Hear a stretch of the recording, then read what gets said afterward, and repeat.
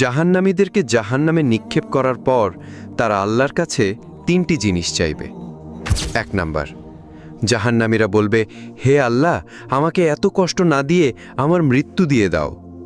তখন আল্লাহ তাআলা বলবেন, হে বান্দা, জাহান্নামে কোনো মৃত্যু নেই। নাম্বার 2, জাহান্নামীরা তখন বলবে, হে আল্লাহ, তাহলে আমাদের জাহান্নামের আযাব একটু হালকা করে দেন।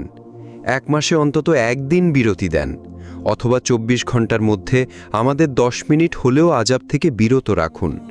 হে আমাদের রব, আমরা আর পারছি না জাহান্নামের কষ্ট সহ্য করতে। তখন আল্লাহ তাআলা বলবেন, 1 সেকেন্ডের জন্য জাহান্নামের আযাব কমানো হবে না।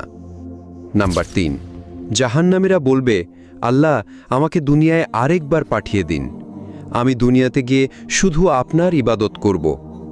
তখন আল্লাহ বলবেন, দুনিয়াতে আর ফেরত দেওয়া হবে না, আমি তোদের হায়াত